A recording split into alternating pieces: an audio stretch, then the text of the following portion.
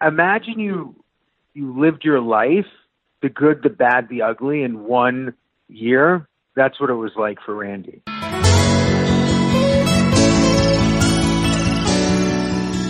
Today's Friday, August 10th. This is the Cowboys Beat on CLNS Media.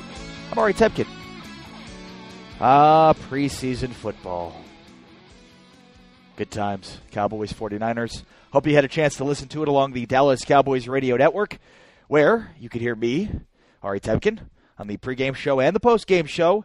And if you missed it, well, then make sure to check out the Dallas Cowboys games along the Dallas Cowboys radio network, wherever your local affiliate is across the great state of Texas. And if you are in the Dallas-Fort Worth Metroplex, make sure to check it out on 105.3 The Fan, your home of the Dallas Cowboys. Of course, your turn it on, leave it on station. Hashtag Tolo. On today's episode, we're going to visit with Daniel Moskowitz, the attorney for Randy Gregory. We'll talk about Randy Gregory's NFL future, when we're going to see him on an NFL field. You're not going to want to miss great insight, great info from Daniel Moskowitz, the attorney for Randy Gregory, coming up a little bit later on. Also, the first depth chart of the season of the Dallas Cowboys, what we're surprised about, what the Cowboys get right, what the Cowboys get wrong, all that on the way. But we start today talking about Dak Prescott, the starting quarterback of the Dallas Cowboys. A quarterback that, based on the fact that he's the Dallas Cowboys quarterback, makes him a polarizing figure, I suppose. That's just the nature of the beast when it comes to being a quarterback with the Dallas Cowboys. Unless you're, Staubach and Aikman and you just are winning Super Bowl after Super Bowl. I mean, that was the reality for Tony Romo, despite what some Cowboys fans want to go back and rewrite history with. Dak Prescott's falling victim to that, too. This entire week leading up to the preseason game, there was a lot written, a lot discussed, quotes, opinions, etc., about Dak Prescott as it pertains to him being the guy. Now, look, I think there is a legitimate argument to be made on behalf of maybe he's not the guy. But I think through the sample that we've seen over the first 32 regular season games, 33 if you include his playoff game, the sample size suggests that he is the guy, and that even though he certainly has areas of his game that need to be improved, he's just a quarterback heading into year 3. But there's been a lot written, a lot said, a lot of opinions stated about whether or not Dak Prescott is the guy. And I think it's certainly a legitimate discussion. But ultimately, I believe that he is. I believe that he is because when you look at the failures of Dak Prescott at a point last year, there's a very explainable, distinguishable reason or reasons for why that was the case.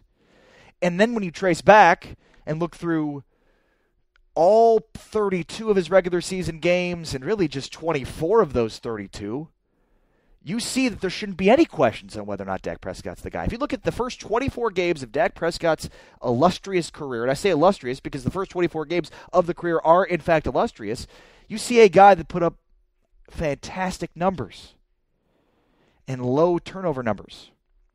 I don't have to sit here and read them to you. If you're a Cowboys fan, you know them. The final 8 games is really the part of this argument where people start to question whether or not Dak Prescott is the guy. Now, the first most obvious reason for why Dak Prescott failed down the stretch of the season last year, or should I say, is having his body of work questioned, is because of Zeke Elliott. The suspension of Zeke Elliott, which completely hampered the offense, and especially their scoring offense. It was an obvious loss, especially when you look at the red zone offense. I mean, the Cowboys were able to run the football and advance it between the numbers, between the 20s, but once they got in the red zone, they weren't scoring. They scored 12 less points per game without Zeke Elliott and without the other guy, who's probably, in my opinion, more important than Tyron Smith, and that they scored 12 less points per game without Zeke Elliott and without the guy who I think was even more important than Zeke Elliott, their left tackle, Tyron Smith, who missed games last year with a back injury. But it wasn't just that they were without Tyron Smith. It was who they replaced Tyron Smith with. Chaz Green, which I've discussed on this podcast. It was basically like a turnstile at left tackle when replacing Tyron Smith. And the mental anguish, the psyche of Dak Prescott after that game, I think, is what played a major role in the outcome of the season. Now, look, with that being said, I think there's concerns beyond that, right? Like, there are legitimate concerns about Dak Prescott's ability to consistently throw the deep ball. People like to refer to the Cowboys offense with Dak Prescott as the Dak and dunk.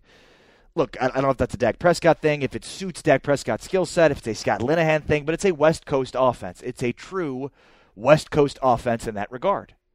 And they are going to be a West Coast offense this year as well. They want to give you the death of 1,000 paper cuts on offense. And that's something that I talked about with Scott Linehan at training camp when I was in Oxnard. That's more about Zeke Elliott and the effectiveness of the running game than anything else. They want long, sustained drives, Zeke Elliott wearing down a defense over the course of a game, and they don't need to take a bunch of deep shots in order to take advantage of defensive miscues. They want to wear down defenses throughout the course of the game. It's not about Dak Prescott's inability to consistently hit the deep threat, although I think that plays a little bit of a role. I think the Cowboys' approach is they want to consistently wear down defenses with Zeke Elliott. Heavy dosage of Zeke Elliott, both in the running game and, if I'm keeping my fingers crossed, the passing game as well.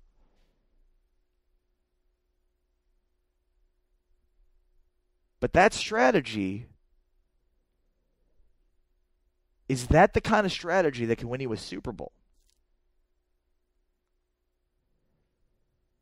And maybe that's too broad of a question, right? Because, I mean, I would assume a lot of strategies could win you a Super Bowl when you boil it down that broad. But I think if you want to really get specific about what that question means is if teams allow you to take chances down the field and you can't capitalize on it, can you truly win a Super Bowl? We know the Cowboys are going to have a lot of congestion in the box this season. They're going to deal with that on the defensive side because teams know they're going to want to run the football. So maybe they loosen that up with Zeke Elliott in the passing game. Maybe they loosen that up with Tavon Austin and Cole Beasley and a lot of playmakers in the slot. But the number one thing in the back of all Cowboys fans' minds is that deep ball. It was a major question mark last year, and it continues to be a major question mark moving forward, especially as he struggled at times on the deep ball throughout training camp. Maybe that's too simplistic. Maybe they will have a good enough running game. They will have a passing game that will keep them honest enough in order to win tons of games and perhaps even compete for a Super Bowl. But I'll go back to one of my favorite quotes from Steve Young, who was talking about an early point in his career. And, of course, Steve Young, a very decorated Hall of Fame quarterback, was a dual-threat guy at BYU for the 49ers. That's what he was. And in his early career, Bill Walsh, one of the great head coaches in the history of the NFL, was his head coach. And he's playing a game and hit a big third down. And he runs up the field on a third down and converts the third down as a big first down. After the drive's over, he noticed his coach was kind of down, especially on that play in particular. And he goes up to him and he says, Coach, I saw after that play you kind of, you weren't as elated as the rest of the sideline was. And he said, well, Steve, you didn't exercise the entirety of the play. This is a game that's won in the pocket. So as a quarterback, you have to go and exercise your entire progression. You have to make sure that nobody's open, and only then can you turn upfield and get upfield. Otherwise, you are missing bigger plays down the field. You're leaving meat on the bone, as it were. Doesn't mean you need a pocket quarterback, because those things are dinosaurs in the modern era of the NFL. You need athletic quarterbacks. You need a quarterback that can get upfield and run, especially within the confines of the Cowboys' RPO run-pass option type offense. But I think that what Steve Young said about the game is won in the pocket is very, very, very, very poignant. And maybe that's the ultimate question that we need to have answered by Dak Prescott in 2018. I'm Ari Tepkin. This is the Cowboys Beat on CLNS Media. You can also hear me on the pregame show, the postgame show, along the Dallas Cowboys radio network, and on 105.3 The Fan, the Turn It On, Leave It On station. I'm also streaming live every day at 12 noon on Phantom at facebook.com/watchphantom, Phantom. All right, now let's visit on the Cowboys Beat with Daniel Moskowitz, Randy Gregory's attorney. Daniel, thanks for taking some time with us to come on the show. I'm good. How you doing? Doing very well, thank you. All right, so let's start with Randy Gregory. Randy is, a very popular name amongst Cowboys fans, because he was a second-round draft pick, and it appeared as though his NFL career was over until you stepped in and helped him out. So, take me through what that entire process was like. Imagine you lived your life, the good, the bad, the ugly, in 1 year. That's what it was like for Randy. And it was exactly what had to happen to get him over the hump as far as maturity, because people look at, Randy as this,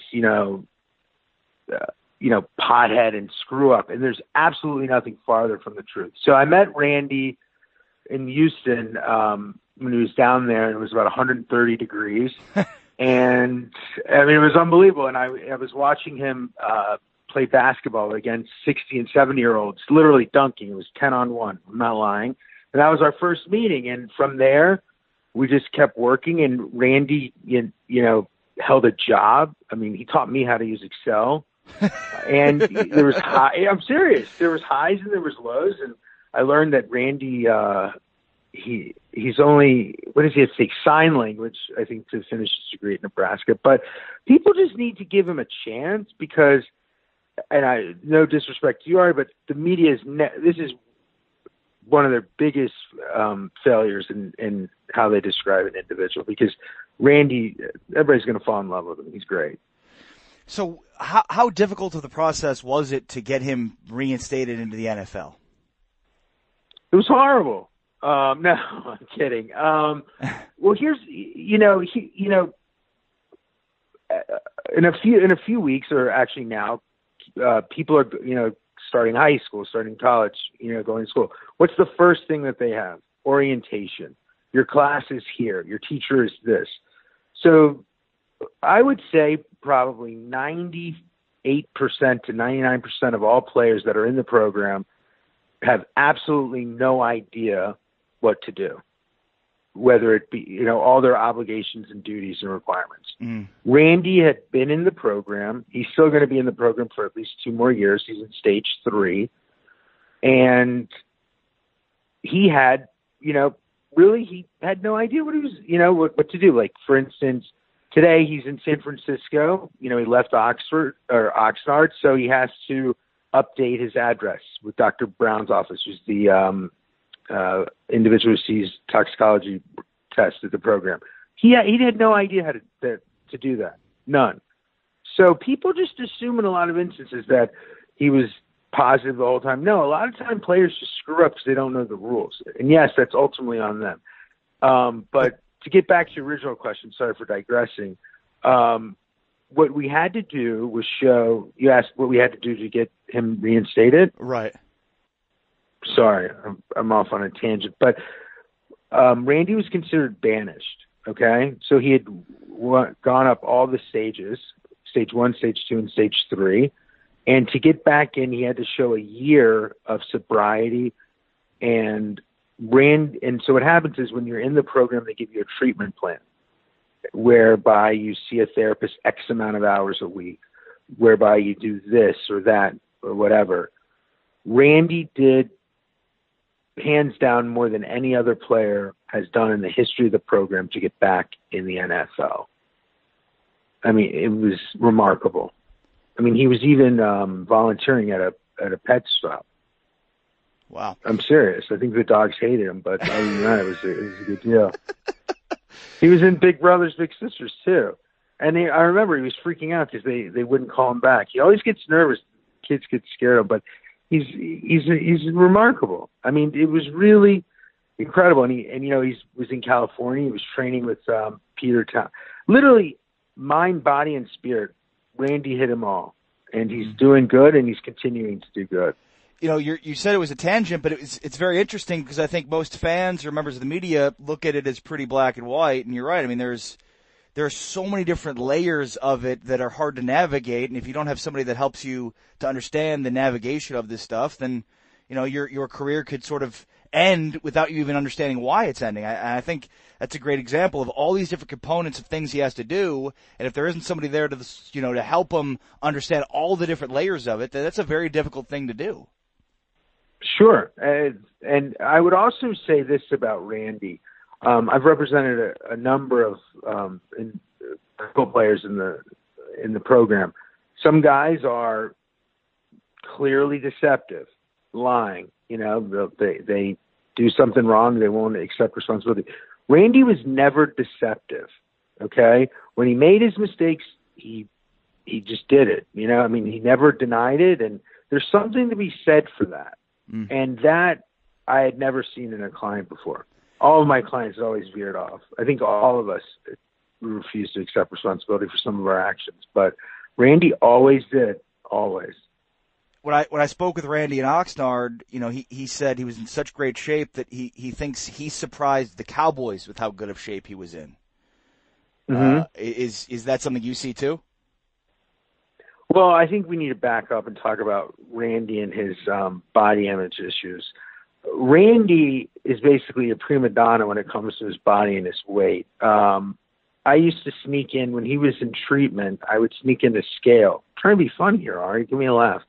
I would sneak in a scale. Okay, you have to understand this. This is contraband, so he could weigh himself. Wow. Because and I'll never forget. I got caught, and then I got in trouble, and then both Randy and I were in timeout. It was hilarious.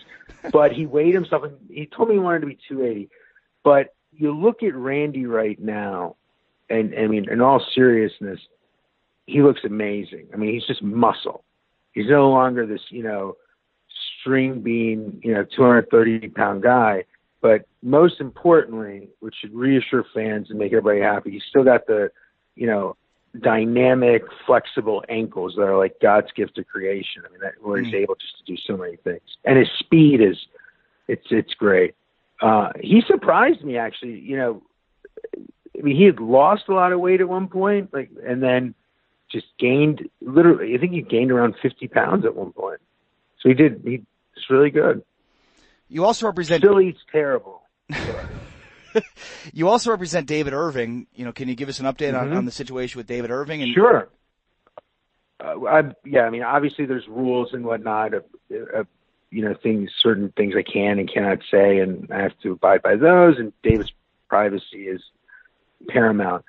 I will say that I'm very proud of David.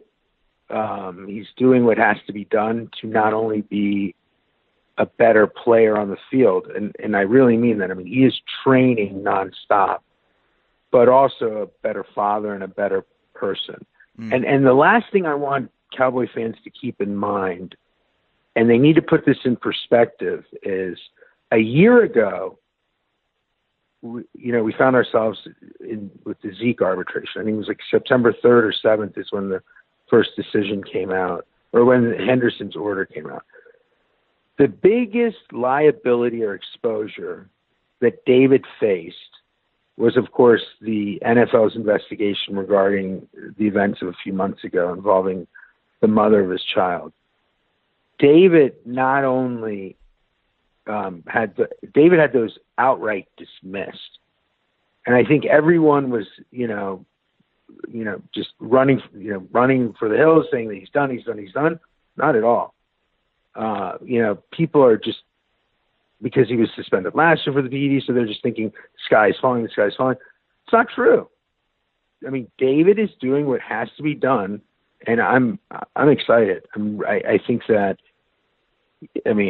he's just a freak of nature, but he's an even better person, and that's what matters. And I hope that Cowboy fans recognize that the greatest exposure and the worst thing he possibly could have done, he without a contradiction or hesitation did not do. So Give him the benefit of the doubt. That's what I would say. Will we see him in a Cowboys uniform in 2018? Of course. Of course. And David, like Randy, accepts responsibility for his actions. This is, and importantly, this is not a punishment from the Cowboys that he's not on the field. I don't know, Ari, if you saw this week. He was granted an exception, as was Josh Gordon, from not, because to get an accrued season or an accredited season, you have to go to training camp a certain amount of days. If they were punishing him, they would have never gotten the exception. So he's doing something right, and it was agreed upon. And it was agreed upon in a futuristic, we're looking beyond today, we're excited about tomorrow. So keep on.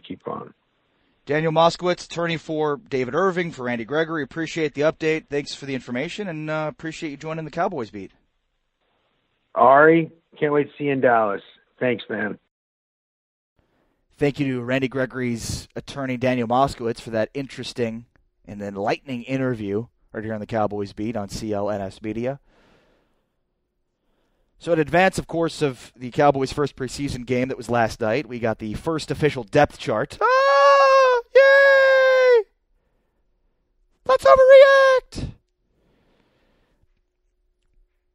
All joking aside, I think there's some interesting components of the first depth chart for the Dallas Cowboys this season that give us some good insight into what the Cowboys coaching staff has seen so far through training camp. The first is the tight end position, which fan favorite Rico Gathers was listed as the third-team tight end. I don't know that tells us anything about training camp other than the fact that rookie draft pick Dalton Schultz out of Stanford missed basically the first week of camp, so they went with Gathers instead of Dalton Schultz as the third string because Gathers has been here and Dalton Schultz wasn't. The Rico Gathers conundrum continues to confound me because he shows up and makes plays, continues to make plays, and yet he's still buried deep on that depth chart, and especially when you consider that Jeff Swain and Blake Jarwin, as mentioned, are two guys that are not exactly prolific pass catchers of the tight end position. So either the Cowboys have said they've got enough playmakers with Zeke and their running game and their wide receivers to be able to catch the ball that they don't need the pass catching from their tight ends, or they just don't like at all what they've seen from Rico Gathers in the 3 years that he's been with the Dallas Cowboys. I've said this from the start. I'll continue to say it until the depth chart reflects something different. But if Rico Gathers is going to make this team, he's got to move to first or second because Dalton Schultz is going to make this team simply based on the fact that he was a draft pick. It's hard to cut draft picks months after they're selected. Most of those guys are going to make the team based on the fact that they're draft picks. So Gathers is on the outside looking in, and it's a very, very odd situation.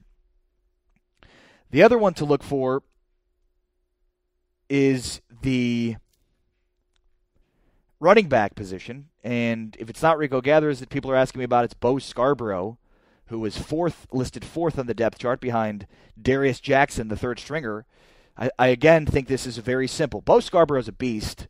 I mean, he was a guy that in a period of time was the best running back and the focal point of an offense on a national championship squad at Alabama. He's a big name, and he's a big dude. I think the Cowboys, though, and the reason that he slipped to the seventh round, worried, one, about the mileage already on his body, but two, maybe most importantly, is can he contribute on special teams? Because to be a third-string running back in the National Football League, you have to contribute on special teams. Zeke Elliott's one, Rod Smith is two. Those are locked in. To be a third stringer, you have to contribute on special teams. The Cowboys brought back Darius Jackson because they know that he's a beast on special teams. He's the contingency in case Bo Scarborough isn't able to contribute enough on special teams.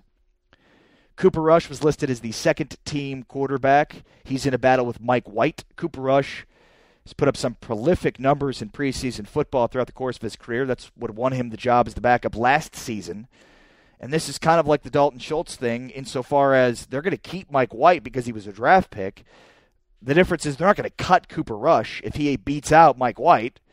So they could end up keeping three quarterbacks, which I think would be a mistake because you'd like to see them have extra numbers along the defensive line or perhaps of the wide receiving core.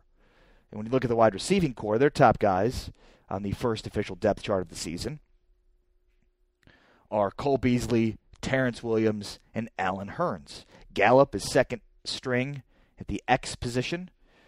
Lance Lenore is listed as second string at the Y position. And you have Tavon Austin listed as second string at the slot receiver position. Right there, I just named 6 guys on a roster that is only going to keep most likely 6 receivers. So who did I not mention? I did not mention Deontay Thompson, a free agent acquisition this offseason. I did not name Noah Brown, who's been on the roster before. I believe between Lance Lenore, Noah Brown, and Deontay Thompson, only one of those guys is going to make this football team. And so far, Lance Lenore, the surprise, has the leg up in that regard. All right, that's a look at the first depth chart of the season for the Dallas Cowboys, at least on the offensive side of the football, where things are sort of interesting. On the defensive side, some of the battles that I think are interesting, especially when you look at the first depth chart, was that the strong side linebacker Damian Wilson is listed as the starter with Justin March-Lillard as the backup. Middle linebacker Jalen Smith is the starter with Leighton Vander Esch as the backup. And the weak side linebacker Sean Lee listed as the starter with Joe Thomas as the backup. And there's a good chance all 6 of these guys could make the football team, and perhaps even a 7th in Chris Covington or Kyle Cuero. But the biggest thing to watch for is Leighton Vander Esch. And will he stay in that backup role, or will he potentially slide to the Sam linebacker position and play alongside Jalen Smith and Sean Lee as a starter? Or will the Cowboys run mostly nickel with their defense and thus keep only 2 linebackers on the field the majority of the time? It's going to be interesting to see, but certainly the linebacker position, which was a major weakness last season, seems to be a major strength this year with the addition of first-round draft pick Leighton Vander Esch, free agent acquisition Joe Thomas, and, of course, Jalen Smith getting another year into his rehab and having a great camp so far. All right, next week we'll take a look at some of the changes for the Cowboys after preseason game number 1 and what to look for in preseason game number 2 as we get closer and closer to the regular season debut. I'm Ari Temkin along the CLNS Media. Thank you for checking out the Cowboys Beat. Make sure to hit that subscribe button wherever you are listening to this, whether it be on the iTunes podcast app, Stitcher, or along the CLNS Media app. And a reminder to check me out on all of the Cowboys broadcasts for the pre- and the post-game show, along with Jesse Holley on 105.3 The Fan locally in Dallas-Fort Worth, and along the Dallas Cowboys radio network. And, of course, you can stream my show, Showtime, a very Cowboys-centric talk show, every day at noon Central on Facebook.com/WatchPhantom, FANTOM. Closer and closer to the meat. We're getting closer and closer to the regular season. Thank you for following along on the Cowboys Beat right here on CLNS Media. I'm Ari Temkin. I'm out. Peace.